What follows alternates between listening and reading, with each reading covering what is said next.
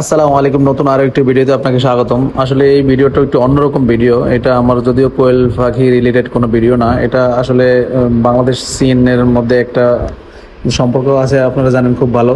দেখতেছেন এখানে সংসদ ভবনের সামনে আজকে যেই ইয়েটা হইলো ড্রোন উৎসবটা, এটা আসলে 600-এর অধিক ড্রোন দিয়ে কিছু বাংলাদেশের প্রকৃতি কিংবা বিভিন্ন ইস্যু তুলে ধরার একটা চেষ্টা।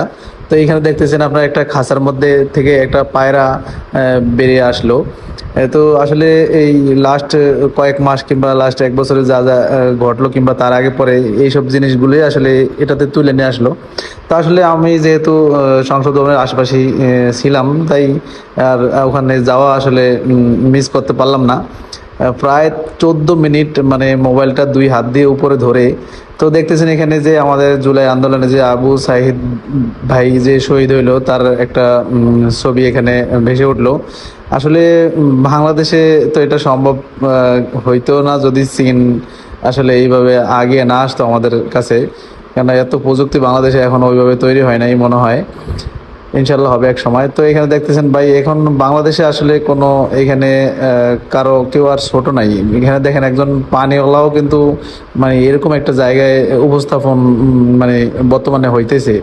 সংসদ ভবনের উপরে যে এতগুলো ড্রোনের মাধ্যমে একজন মানে সাধারণ মানুষকে এইভাবে উপস্থাপন করবে, এটা আসলে ভাবাই মুশকিল। বিশেষ করে মানে বর্তমান যুগে কিংবা বর্তমান বাংলাদেশে এটা সম্ভব।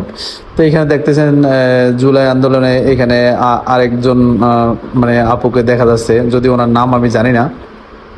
তা আসলে নারীরাও কিন্তু অনেক অবদান ছিল।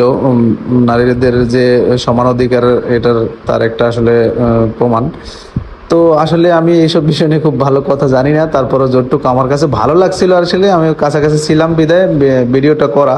সবচেয়ে আমি ভিডিওটা খুঁজছি, আমার কিন্তু ভাই প্রচুর দুইটা হাত এখনো আমার ব্যথা করতেছে। আমি ভিডিওটা করেই বাসায় চলে আসছি, আইসা ভিডিওটা একটু যে ভাইদেরকে দেখাই যারা এখনো দেখতে পাইনি এডিট করে। তো এখানে দেখতেছেন যে ভাইটা আসলে জুলাই আন্দোলনের সময় রিক্সাওয়ালা একজন ভাই, উনি যে রিক্সায় দাঁড়িয়ে যে স্যালুটটা দিয়েছিল, ওই ওই ভাইয়ের একটা ছবি কিন্তু এখানে ভেসে উঠলো।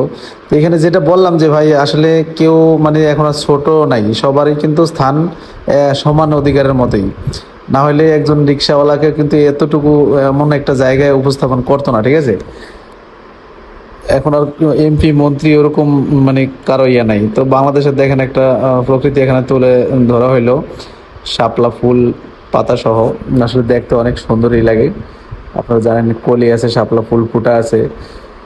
তো আসলে কোয়েল পাখি বিষয়ক ভিডিওটা না, তার জন্য দুঃখিত। যারা আসলে দেখতে ভালো লাগবে না তারা বেরিয়ে যেতে পারেন, এটা আসলে আমার আগেই বলা দরকার ছিল। তো আসলে আহ, এটা আমার ভালো লাগছে বিধায় আমি ভিডিওটা আসলে করছি এবং আপনাদের সাথে শেয়ার করতেছি। যদি কেউ মানে এখানে দেখতেছেন আপনারা ফিলিস্তিনের যে একটা ইয়ে চলতেছে, লাস্ট 2 দিন আগেও কিন্তু একটা বিশাল জামায়াত হইলো ফিলিস্তিনিদের পক্ষ নিয়ে। তো এখানে দেখতেছেন বাংলাদেশের পতাকা সহ এক ভাই দাঁড়িয়ে আছে। তো আসলে এই বিষয়গুলা ভালোই লাগে, কারণ অন্তত যে বললাম যে শুভ নববর্ষর আসলে আজকে দিন ছিল। তো যদিও আমি ওই উদ্দেশ্যে আমি যাই নাই, আমি গিয়েছি আসলে ড্রোন শ্যুটটা হবে তাই গিয়েছিলাম। তো দেখে ভালোই লাগছে, অনেকগুলো ছবি এখানে ভেসে উঠলো। তো এই জিনিসটা খুবই ভালো। বাংলাদেশ আসলে কবে এত উন্নতি হইতে পারবে, নিজেরাই এরকম কিছু করতে পারবে অন্যের সহযোগিতা ছাড়া, এতগুলো ড্রোন একসাথে উড়ানো, এটা কন্ট্রোল করা। তো সবাই ভালো থাকবেন। আসসালামু আলাইকুম।